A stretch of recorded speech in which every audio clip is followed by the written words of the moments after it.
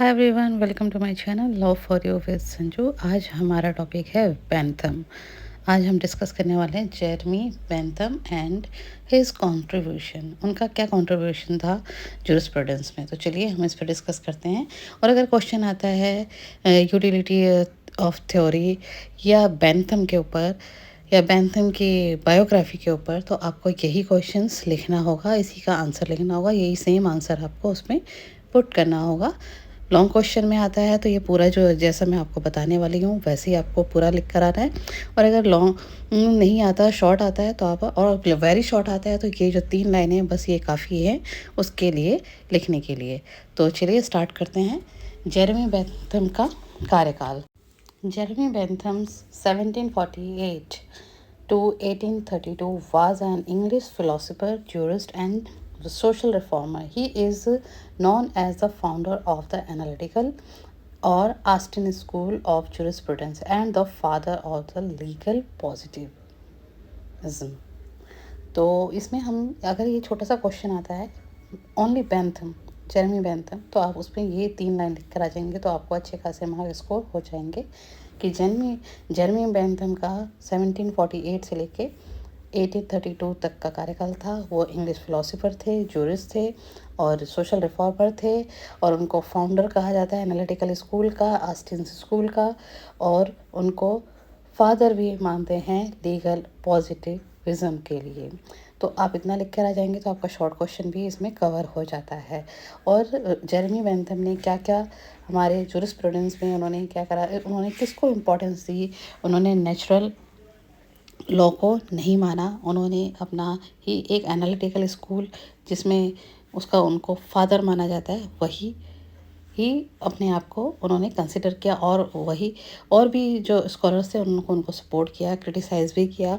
तो आगे चल के हम देखते हैं कि क्या क्या हुआ, कैसे हुआ और जेरेमी बेंथम का क्या योगदान था जूरिस्प्रूडेंस में। और उनको फादर ही बोला जाता है जूरिस्प्रूडेंस में एनालिटिकल स्कूल के लिए।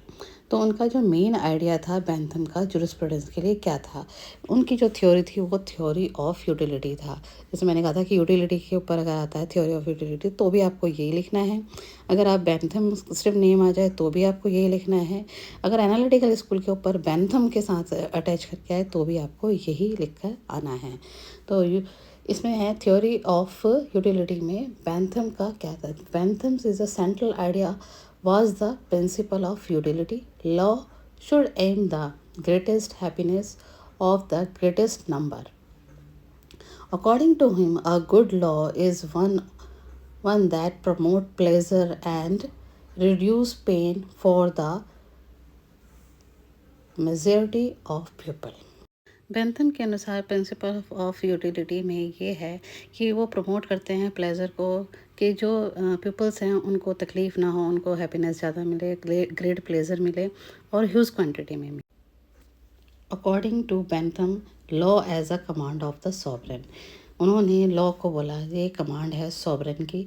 Bentham defines law as the command of the sovereign enforced by sanction. जो है इसको इन्फोर्स जो किया जाता है by sanction. He separated by what the law is positive law from what is ought to be morality. तो इसमें इन्होंने ये कहा है कि जो जैसा होना चाहिए वैसा है नहीं, और जो होना चाहिए वही लॉ होता है। पॉजिटिव लॉ उसके बारे में है कि जो जैसा वैसा होना चाहिए वैसा है नहीं। इसका मतलब यही है positive law from the what is ought to be, ये है इसका मतलब। उन्होंने इसको हाईलाइट किया है कि ये ऐसा होना चाहिए। Separated what the law is positive law, कि पॉजिटिव लॉ क्या है उसको अलग रखा है। और what is ought to be, जैसा है वैसा है नहीं, ये इन्होंने उसमें बताया है कि law as the command of the sovereign, जिस सॉवरेन की कमांड होती है जो लॉ है, और उसको जैसा होना चाहिए वैसा है नहीं और वैसा हमें करना चाहिए। एनफोर्स बाय द सैंक्शन, इसका मतलब ये है कि कोई इसमें कोई ये नहीं कि किसी ने जिसने लॉ बोल दिया, जो लॉ बना दिया वैसा लॉ है, ऐसा कुछ नहीं है। और नंबर 3 है criticism of the natural law, और उन्होंने क्रिटिसाइज किया नेचुरल लॉ को. He rejected the natural law theories which were based on the abstract idea और मोरालिटी और डिवाइन. उन्होंने जो दैवीय शक्ति और इन सबको, जो नेचुरल लॉ है, जो मोरालिटी है, जो मुंह से कही गई, जो लॉ बनाया गया है, उसको उन्होंने रिजेक्ट किया और उसको नहीं माना.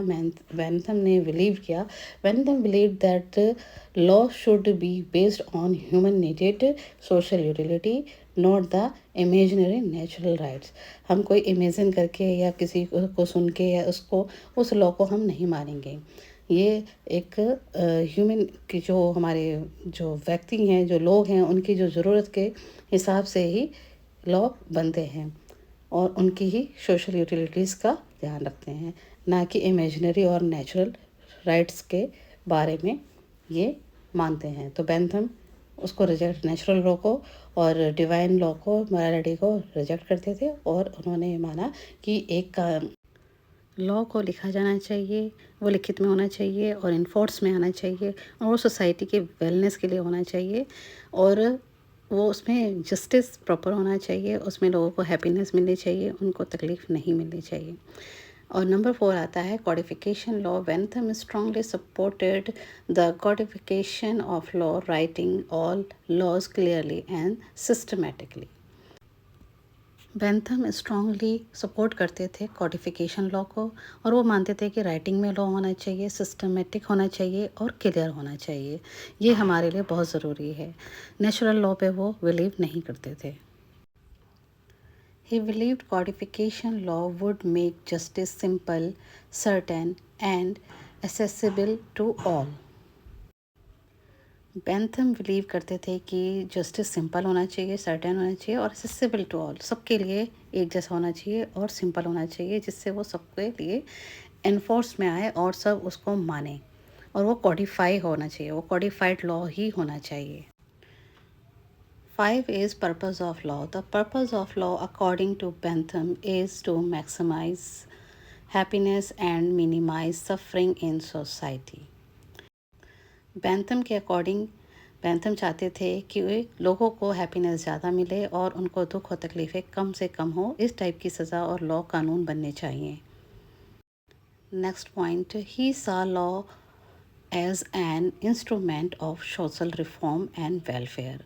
उन्होंने लॉ को एक ऐसी नज़र से देखा, ऐसे इंस्ट्रूमेंट को माना कि वो एक सोशल रिफॉर्म और वेलफेयर के लिए हो. लॉ इसीलिए बनना चाहिए और लोगों की भलाई के लिए होना चाहिए, उनकी वेलनेस के लिए होना चाहिए. इन समरी हम ये कह सकते हैं कि बेंथम की जो थ्योरी है, जो फ़िलॉसफी है, थ्योरी ऑफ द यूटिलिटी, वो सोसाइटी के लिए है, ह्यूमन बींग्स के लिए, पीपल्स के लिए, कि उनको ज़्यादा से ज़्यादा हैप्पीनेस मिले और उनको तकलीफ़ें कम मिले. इस टाइप का लॉ होना चाहिए. नेचुरल लॉ और डिवाइन लॉ पे वो बिलीव नहीं करते थे, इसलिए उन्होंने एनालिटिकल स्कूल को ज़्यादा इम्पोर्टेंस दी. तो जेरेमी बेंथम का क्या कार्यकाल था, कैसा था, और इन शॉर्ट आप क्या लिख सकते हैं. Jeremy Bentham's jurisprudence is based on utilitarianism, the idea that law should promote the greatest happiness of the greatest number. ज़्यादा से ज़्यादा खुशियाँ और ज़्यादा से ज़्यादा नंबर में होनी चाहिए. He emphasized codification, clarity, and utility in law, and let the foundation for the analytical school of jurisprudence. In summary आप ये इतना लिख सकते हैं. कंक्लूजन में आप लिख सकते हैं कि जेरेमी बेंथम का क्या योगदान था, उन्होंने क्या क्या करा. नेचुरल स्कूल को उन्होंने क्रिटिसाइज़ किया और एक एनालिटिकल स्कूल का वो फादर बने, और उन्होंने लोगों की भलाई के लिए या पीपल्स के, ह्यूमन बींग्स के लिए, सपोर्ट्स के लिए, या हैप्पीनेस के लिए क्या क्या करा. मिलती हूँ नेक्स्ट वीडियो में न्यू इन्फॉर्मेशन के साथ, नए क्वेश्चन के साथ. Thank you so much. Bye bye.